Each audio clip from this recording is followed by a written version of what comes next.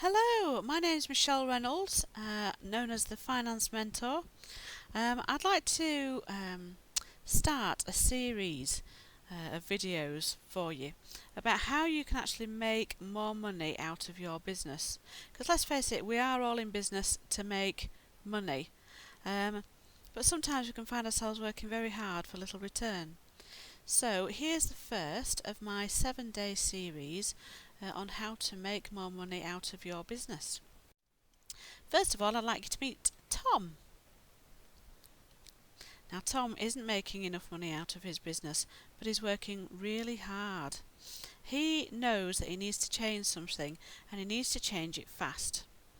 So he looks at the amount that he's charging his customers. He's heard about the supply and demand pricing theory that says if you raise your prices, you might sell less. If you reduce your prices, you might sell more.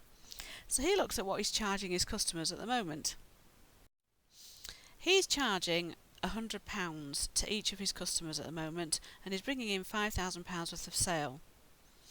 Now, he wants to increase his prices. So he does a little test in the marketplace, talks to his customers, and he figures that if he raises his prices to £120, he might lose 8 customers. He might just keep 42, which would give him the same amount of revenue.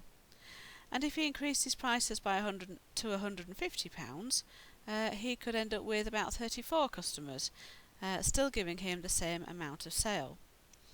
Now, he looks at those figures and he thinks to himself, well, just a minute, if I increase my prices to £150 and I reduce the number of customers who I have to service, then that gives me so much more time to be able to find more customers who will also pay £150. Because at the moment he's too busy. He's working really, really hard. And he's tired of doing that. So he goes ahead and he increases his prices to £150. Now, the thing is, we often think about sales only when we think about our pricing strategy. The key to a successful pricing strategy is to understand how much money you actually make from the price that you are charging.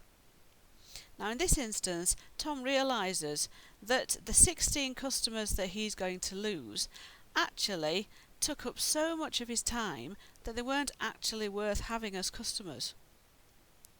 So he now has so much more time to go and find another 16 customers who will pay £150. And if he does that, he will increase his revenue and he'll be happier. So before you think about increasing your price, think about the actual impact it will have, not just on your customers but on you personally. Just think about those customers who you know wouldn't pay any more, and think about the level of effort that you put into servicing those customers that you are now potentially going to lose. Could you free up more of your time? Could you actually be happier because you don't waste your time on these particular types of customers? And how much more marketing could you do? How many more customers could you find if you suddenly freed up all that time? So think about that.